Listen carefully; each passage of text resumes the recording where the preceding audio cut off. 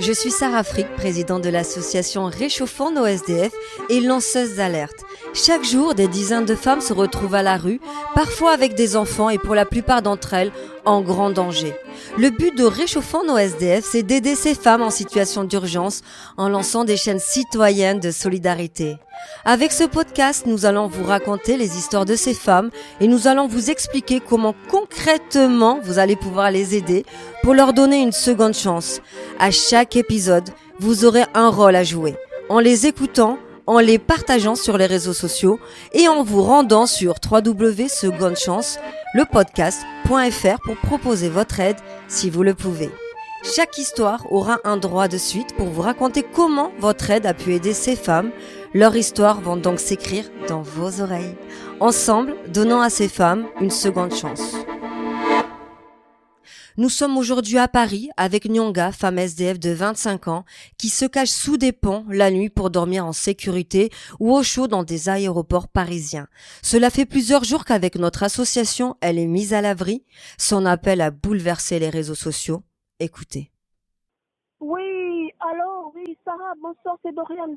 Je voulais savoir, s'il te plaît, Sarah, pardon, est-ce que tu peux trouver quelque chose pour moi? J'ai très peur, il fait très froid. Les températures, ça baisse de plus en plus. Sarah, surtout en tout cas, envoie-moi un message à mon téléphone. J'ai appelé avec le téléphone d'un ami. Merci.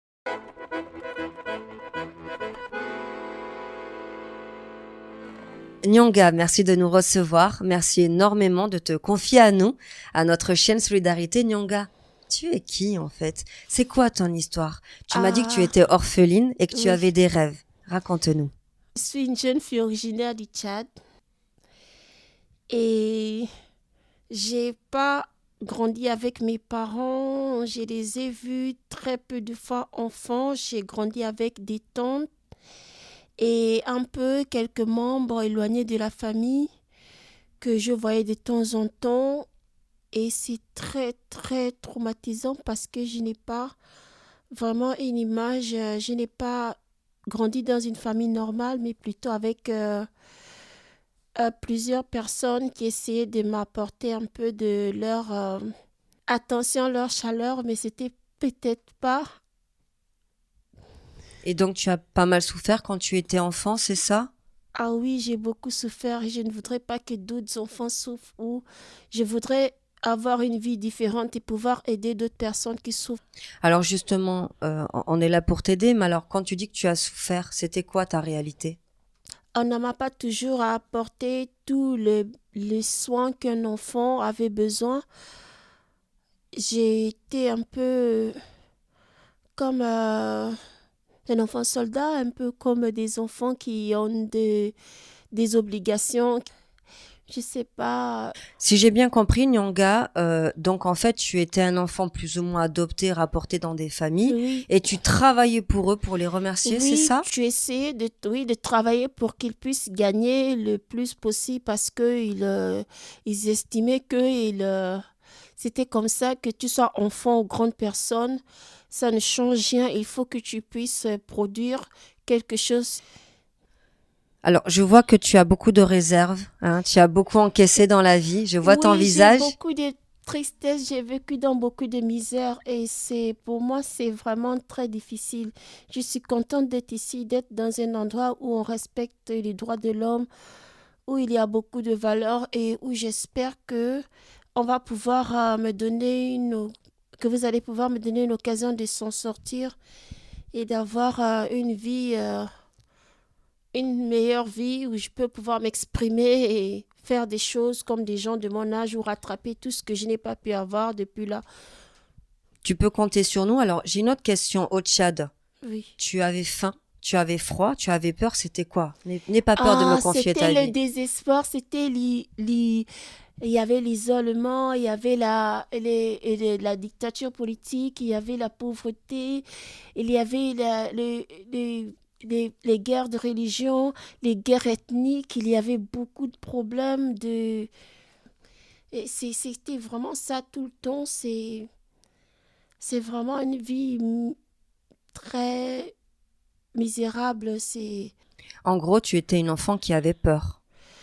Un enfant qui est désespéré, qui n'a pas d'espoir, qui n'a pas de... Un enfant qui est un peu livré à la moindre... à la dure réalité là-bas, au moindre travail qui peut nécessiter un peu de gain pour les gens plus âgés parce qu'ils se disent que c'est que vous n'êtes pas aussi que des enfants, vous êtes des hommes, il faut aussi travailler pour pouvoir penser aux autres. C'est pas que ce sont les autres qui sont là pour vous subir. Non, il faut travailler, il faut transporter des choses, des kilomètres pour venir donner aux gens. Il faut aller très tôt le matin, aller à des endroits, aller récupérer ça, c'est vraiment c'est très douloureux, c'est très sombre, c'est très triste, c'est vraiment... Et justement, comment es-tu arrivée en France? Pourquoi t'es partie? Parce que je devais venir retrouver des sœurs, et que des sœurs que j'ai même pas vues longtemps, que j'ai aperçues quelques fois et qui travaillaient un peu partout dans la France. Et Là, ça devient dur. Qu'est-ce qui s'est passé?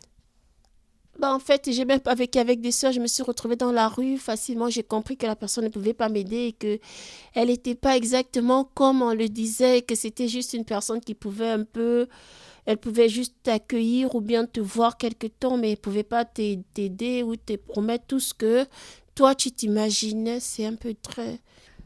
Alors, si je comprends bien, t'es une enfant qui n'a pas grandi comme une enfant et à qui on a fait des promesses finalement qui n'ont jamais été tenues. Non, à qui on n'a jamais laissé le moindre espoir, à qui on n'a jamais laissé l'occasion de s'exprimer ou d'avoir accès à des choses que d'autres enfants ont ou que eux ils s'imaginent qu'ils auront forcément comme les autres.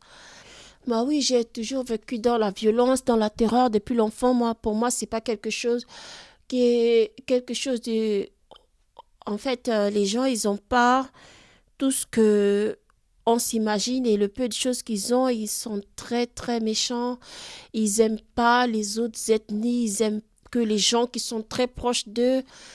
Pour moi, c'est très triste parce que je pense que je suis quand même une personne qui a beaucoup de courage. Pour moi, je crois beaucoup aux gens qui peuvent, qui sont bien, qui travaillent, qui peuvent,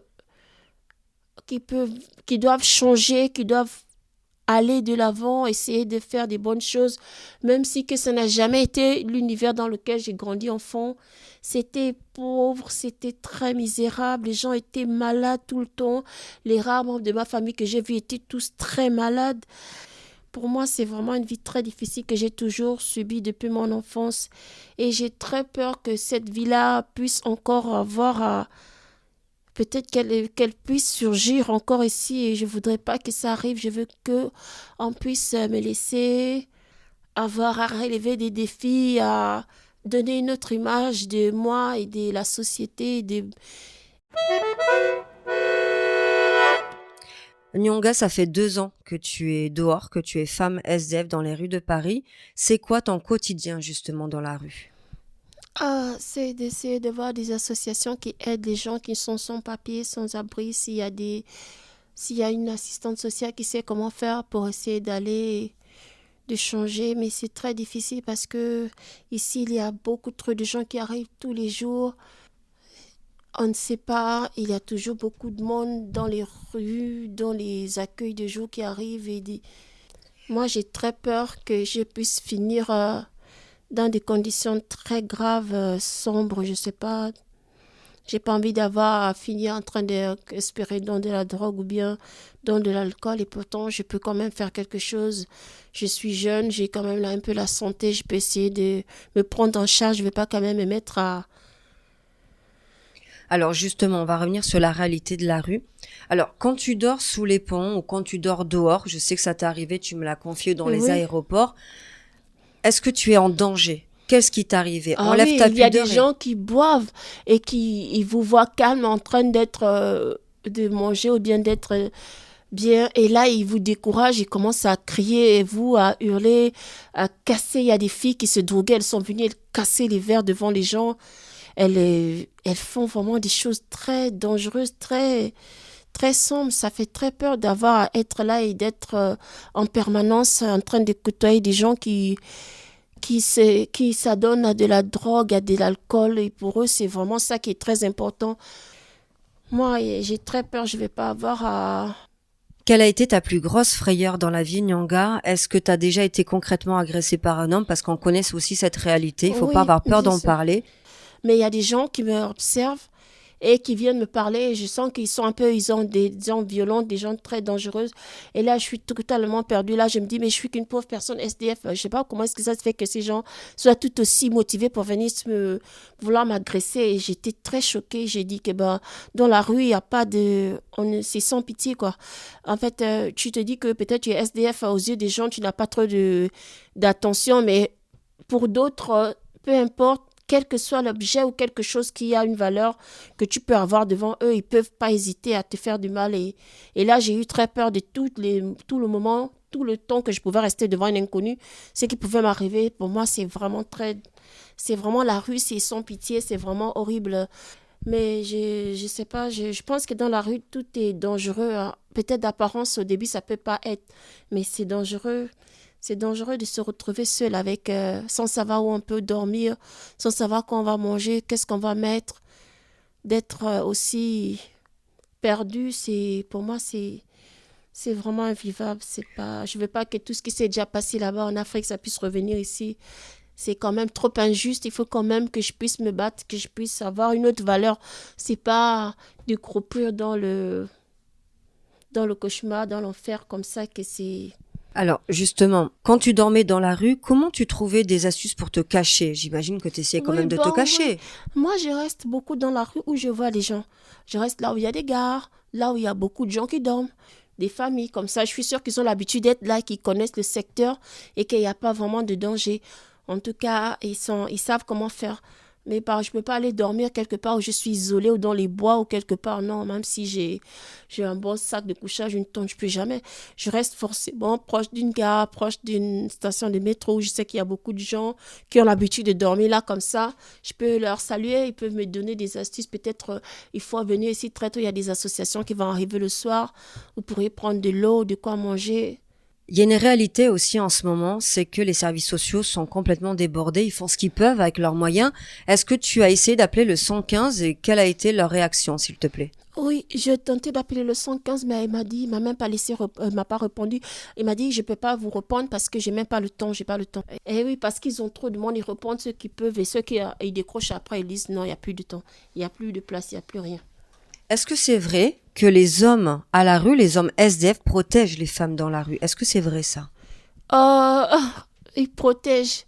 Bon, ils peuvent vous conseiller des choses. Bon, moi, je dirais pas qu'ils protègent vraiment, mais ils vous conseillent. Ils peuvent vous donner des petites astuces. Peut-être il faut aller à tel endroit pour aller faire ça. Ils vous donnent peut-être des petits trucs, mais ils vous protègent pas vraiment. Dans la rue, c'est le cauchemar. C'est très dangereux. On ne sait pas. On est tout seul. Il y a des gens qui sont très gentils, qui se retrouvent dans la rue. Des fois, ils peuvent vous donner des choses. Ils peuvent de chaque fois vous aider pour certaines choses, mais bon, c'est très rare, hein, mais je sais pas. En tant que petite fille, tu n'as jamais, si j'ai bien compris, fêté Noël avec une famille et aujourd'hui, tu es encore toute seule pour ce Ah Noël oui, qui arrive. ça c'est très triste, hein, on voudrait pas penser à ce genre de choses. Ça, moi j'ai des souvenirs très très tristes, très traumatisants de mon enfance. Ça, je peux pas en parler.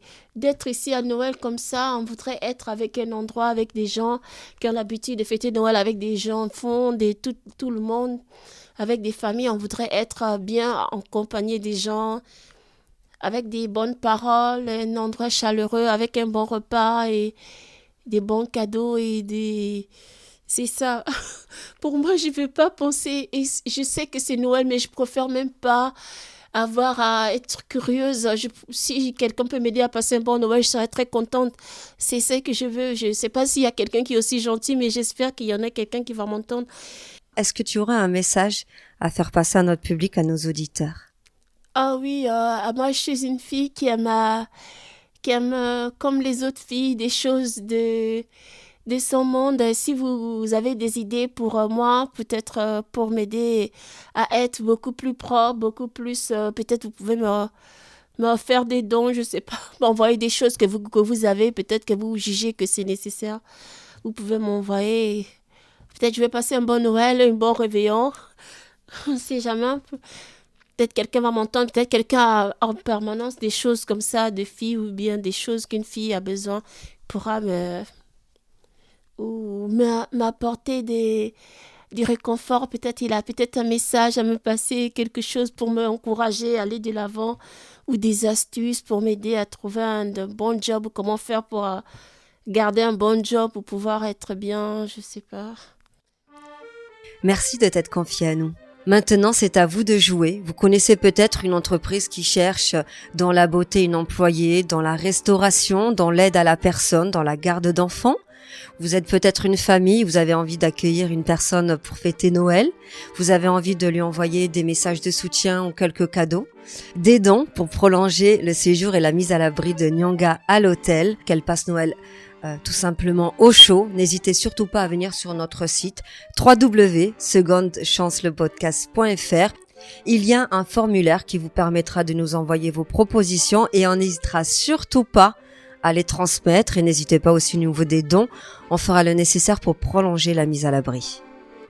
Merci à tous pour votre écoute, pour votre générosité. Je voulais aussi remercier la société Axtom qui a participé à cet épisode. C'est un collectif d'entrepreneurs intervenant dans les métiers de la promotion et de l'investissement immobilier, de la construction et du conseil en développement économique auprès des entreprises et des collectivités, qui nous soutient dans la production de cet épisode. On va très vite reprendre des nouvelles de notre protégé Nyanga et on vous dit à très vite pour un nouvel épisode.